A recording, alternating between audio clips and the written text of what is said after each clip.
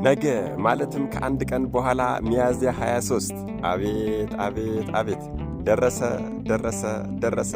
እንኳን አደረሳችሁ በእውነት።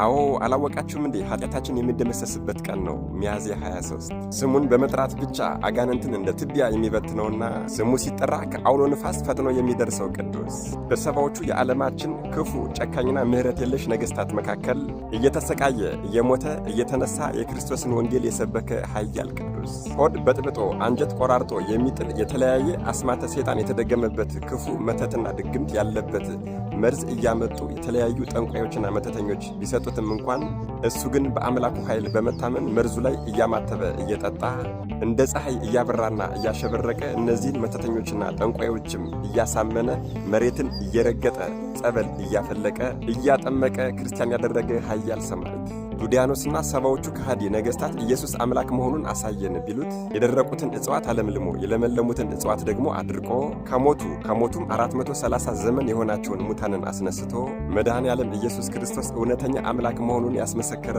ሰማዕት ንጉሡ ዱዲያኖስ በእንጨት ላይ ቢያሰቅለው ሥጋውን በመቃን ቢያስፈትተው ረጃጅም የብረት ችንካር ያለበት ጫማ አጫምቶ ሂድ እያለ ቢያሰቃየው በሰባ ችንካሮች ቢያስቸነክረው አናቱን በመዶሻ ቢያስቀጠቅጠው በሆዱ ላይ ከባድ ድንጋይ አሳስሮ ቢያንከባልለው በጦር ቢወጋው በቢላ ቢቆራርጠው በመጋዝ ቢሰነጥቀው በእሳት ቢያቃጥለው በውሃ ቢቀቅለው ይህ ቆራጥና ኃያል የሆነ ቅዱስ ሰማዕት ግን እነዚህን ሰባ ነገሥታትና ከሃዲውን ዱዲያኖስን እስከማሳፍራቸው ድረስ ጌታዬ ሆይ አደራህን ነፍሴን ከሥጋዬ እንዳትለያት እንዳትገለኝ ብሎ የተማጸነ ኃያል ቅዱስ ጨካኙ ንጉሥ ዱዲያኖስ ሥጋውና አጥንቱን በብረምጣድ ቆልታችሁ ፈጭታችሁ ይድረስ የተባለ ታላቅ ተራራ ላይ ወስዳችሁ እንደ ዱቄት በትኑት ብሎ ወታደሮቹን ቢያዘዛቸው ጭፍሮቹም የዚህን ቅዱስ ሥጋ በመንኮራኩር ፈጭተው በብረምጣድ ቆልተው ይድራስ የተባለ ታላቅ ተራራ ላይ ወስደው ቢዘሩት የቅዱሱ አካል የቅዱሱ ሥጋ ያረፈበት ሳር፣ ደንጊያ፣ ቅጠል፣ እንጨት፣ ድንጋይ በሙሉ እንደ ሰው አንደበት አውጥተው ጊዮርጊስ ቅዱሱ ለእግዚአብሔር ጊዮርጊስ ሰማዕቱ ለእግዚአብሔር ብለው የመሰከሩለት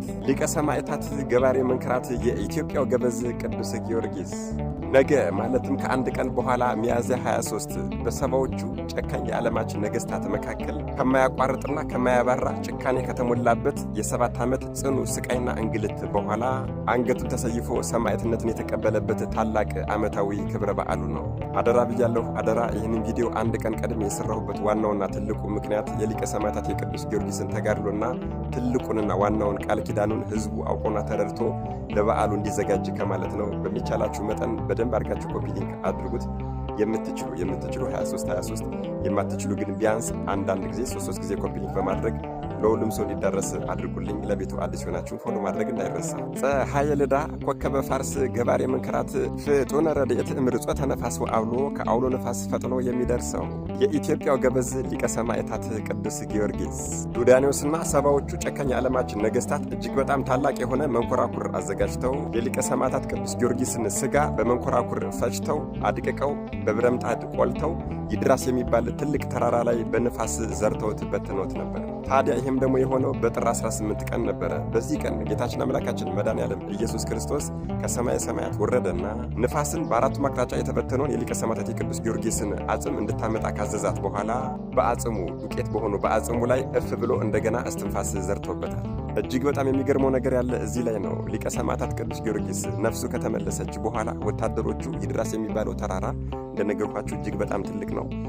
አጽሙን በትነው ገና ተራራውን ወርደው ሳይጨርሱ ሊቀ ሰማዕታት ማር ቅዱስ ጊዮርጊስ ሩጦ ደረሰባቸው። ቆይ ወዳጆቼ አብረን ወደ ፍርዱ አደባባይ እንሂድ አላቸው። እነርሱም ዞር ብሎ ሲያዩት ዱቄት አድርገው ፈጭተው የበተኑት ሊቀ ሰማዕታት ማር ቅዱስ ጊዮርጊስ ነበረ። እጅግ በጣም ደንግጠዋል። በዚህ ተአምር የተነሳም ከወታደሮቹም ከሕዝቡም ከሹማምንቶችም በአምላከ ቅዱስ ጊዮርጊስ አምነናል ብለው የተጠመቁት ሰዎች ብዛት ከ110,000 በላይ ነበረ።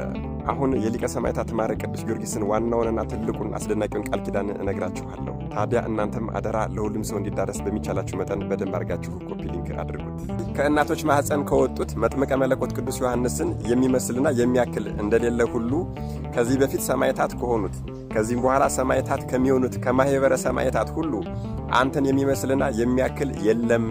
ማንኛውም ሰው ወንድም ሆነ ሴት ትንሽም ሆነ ትልቅ ቢታመሙ ችግር ቢደርስባቸው በመከራ ቢወድቁ በፍርድም አደባባይ ቢቀርቡ በጦር ሜዳ ወይም በወህኒ ቤት ቢታሰሩ፣ በባህር በወራጅ ወንዝም ቢሆን በመንገድም ቢሆን ክፉ ሰዎች ላይ ቢወድቁ፣ ሽፍታ ቢያገኛቸው፣ ክፉ አውሬም ሊበላቸው ቢል፣ እሳት አደጋም ቢደርስባቸው ወይንም ደግሞ ክፉ አሟሟት ቢገጥማቸው፣ የሰው ልጆች በሚደርስባቸውና በሚያገኛቸው ማንኛውም ጽኑ ችግርና መከራ ላይ ቢወድቁ በስምህ ተማጽኖ 3 ጊዜ አምላከ ጊዮርጊስ እርዳን፣ አምላከ ጊዮርጊስ እርዳን፣ አምላከ ጊዮርጊስ እርዳን ብለው ቢጮሁና ጸሎት ቢያደርጉ ያን ጊዜ ፈጥኜ እራራላቸዋለሁ፣ አድናቸውም አለሁ፣ ለጠየቁ ጥያቄና ለጸሎታቸውም ሁሉ መልስን እሰጣቸዋለሁ የተባለ ሊቀ ሰማዕታት ስለ ስሜ የደረሰብህን መከራና ያገኘህን ስቃይና ድካም የሚያወሳውን የገድልህን መጽሐፍ የጻፈ ያጻፈ የሰማ ያሰማ የተረጎመ ያስተረጎመ ሰው ቢኖር ስሙን በሕይወት መጽሐፍ እጽፈዋለሁ፣ ኃጢአቱንም አስተሰርይለታለሁ፣ የአንተ ልጅም አድርገዋለሁ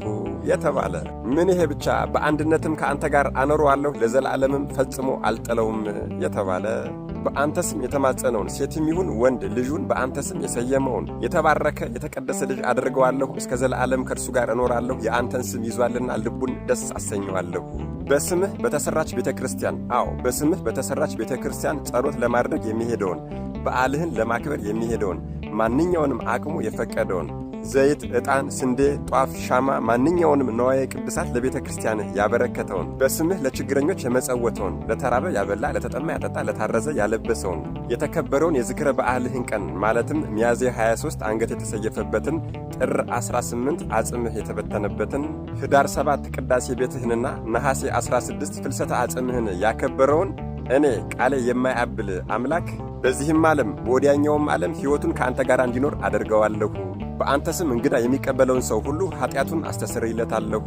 ወዳጄ ጊዮርጊስ ሆይ ከእናቶች ማኅፀን ከወጡት መጥምቀ መለኮት ቅዱስ ዮሐንስን የሚመስልና የሚያክል እንደሌለ ሁሉ ከዚህ በፊት ሰማዕታት ከሆኑት ከዚህም በኋላ ሰማዕታት ከሚሆኑት ከማኅበረ ሰማዕታት ሁሉ አንተን የሚመስልና የሚያክል የለም፣ ለወደፊቱም አይኖርም እልሃለሁ። ለዚህም ማረጋገጫ ይሆን ዘንድ በሰማይ ሥርዓትን ዘርግቻለሁ። እሱም ማንኛውም ነፍስ ጻድቅም ትሁን ኃጥእ ከሞተች በኋላ ወደ እኔ መጥታ ፍርድን ከመቀበሏ በፊት መጀመሪያ ለቅድስት ሥላሴ የአምልኮትን ስግደትን ትስገድ፣ ከዚያም ለእናቴ ለማርያም የጸጋ ስግደትን ትስገድ፣ ከዚያም ለአንተ ሦስተኛ መጣ ለአንተ ለአንተ የአክብሮት ስግደትን ሳትሰግድልህ ፍርድን አትቀበል ብዬ በሰማይ ሥርዓትን ሰርቼልሃለሁ አለው።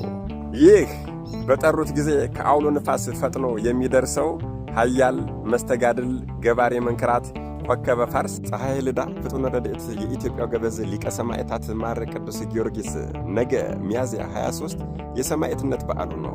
መድኃኔዓለም ኢየሱስ ክርስቶስ ከሊቀ ሰማዕታት ማር ቅዱስ ጊዮርጊስ ረድኤት፣ በረከት፣ ምልጃ፣ ቃል ኪዳን፣ ፍቅር አይለየን። አሜን። ይቆየን።